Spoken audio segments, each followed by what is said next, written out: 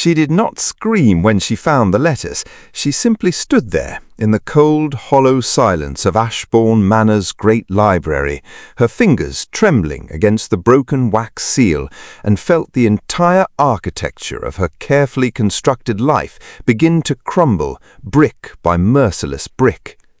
The candles on the writing desk flickered in the draught that crept beneath the tall oak doors, casting long, dancing shadows across the walls of leather-bound volumes. Miss Cecily Hartwell had not been invited into this room. She had not been invited into this manor at all, truth be told. But desperation, she had long since learned, cares very little for propriety. The letter in her hand bore her brother's name, and the signature at the bottom, sharp, elegant, utterly unforgiving, bore the name of the one man she had spent 3 years learning to despise, Edmund Ashbourne, Duke of Ravenscroft. But before we go any further into this story, if you are new to this channel, welcome. You have found yourself in precisely the right place. Here at the Duke's Lost Letters, we tell the stories that history forgot, the forbidden glances, the scandalous secrets, the love affairs that were never meant to be. If this kind of story sets your heart racing, please do take a moment right now to like this video and subscribe to this channel. It costs you nothing, but it means absolutely everything to this little corner of the internet we are building together. Now, back to Cecily, back to the letter, back to the beginning of the end. 3 days prior, Cecily had received word from her brother, Mr. Thomas Hartwell, that he was in trouble. Not the ordinary kind of trouble that befalls young men of modest fortune, a gambling debt here, a foolish wager there. No, this was the sort of trouble that carried with it the cold shadow of a prison cell. Thomas had, in a moment of spectacular foolishness, forged a promissory note, and the man to whom that note was addressed, the man whose name had been written in Thomas's own desperate, trembling hand, was the Duke of Ravenscroft himself. Cecily had come to Ashbourne Manor with every intention of throwing herself upon the Duke's mercy. She had rehearsed her speech in the hired carriage all the way from Bath. She had folded her pride into the smallest, most compact shape she could manage, tucked it somewhere behind her ribs, and told herself that she could bear any humiliation if it meant keeping her brother from ruin. What she had not anticipated was arriving to find the manor in the quiet tumult of a house party, lords and ladies drape across gilded furniture, the air thick with perfume and the tinkling of a distant pianoforte. She had not anticipated the Duke being otherwise engaged, and she had certainly not anticipated being shown, by a well-meaning housemaid, to the private library to wait, and finding upon that broad mahogany desk an unsealed envelope addressed in the Duke's own hand. Addressed to her. Her name, Miss Cecily Hartwell, written in ink so dark it looked like a wound upon the page. She ought not have to read it.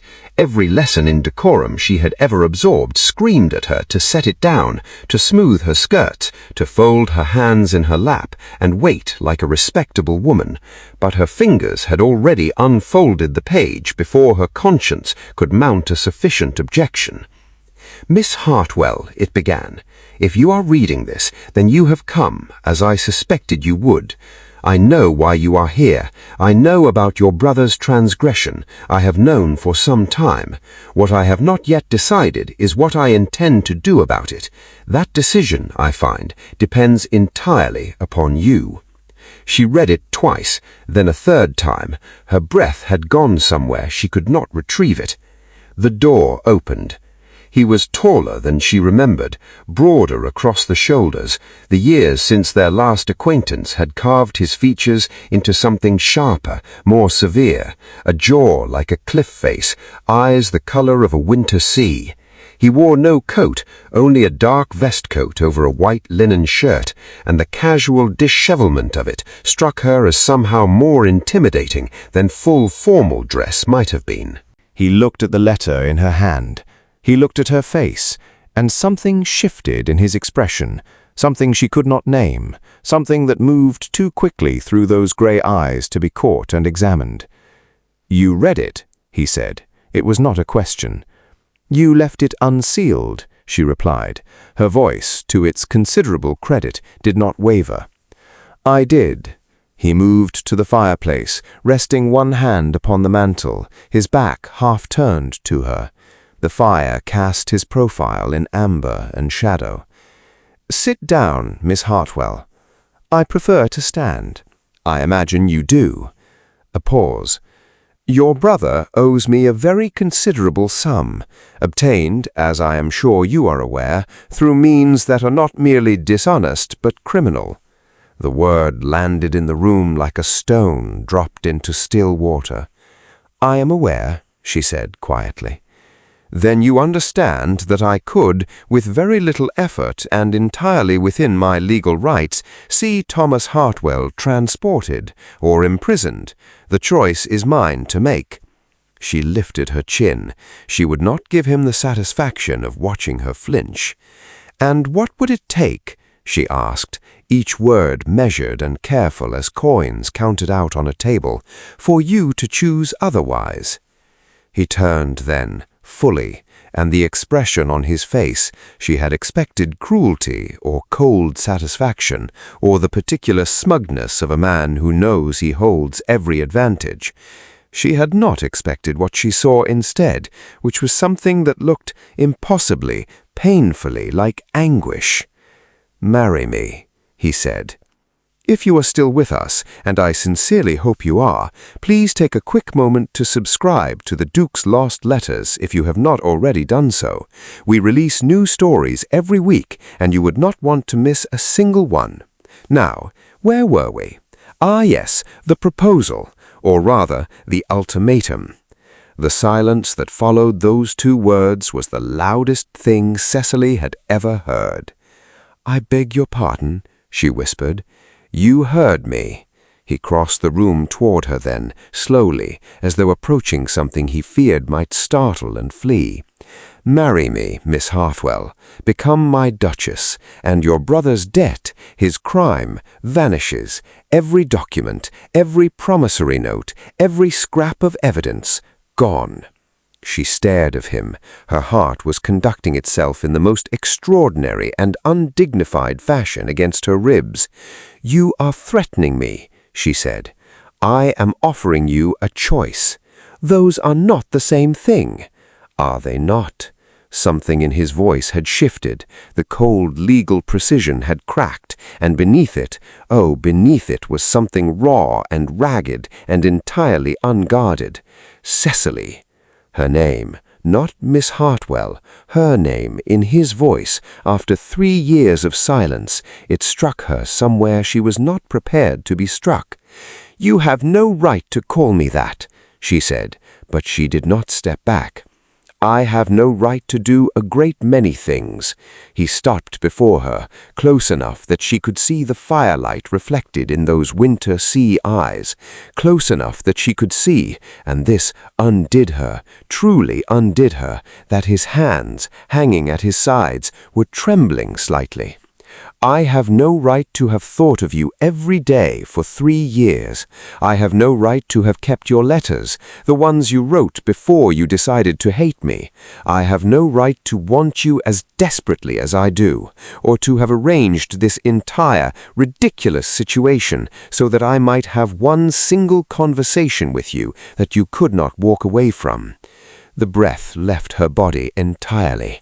"You arranged?" She stopped. Her thoughts were a great churning storm. "The debt? Thomas? You knew about it long before—" "I have known for 6 months." His voice was barely above a whisper now. "I could have ruined him on the very first day. I did not, because ruining him meant losing any chance I might have of—" He stopped, swallowed. "Forgive me.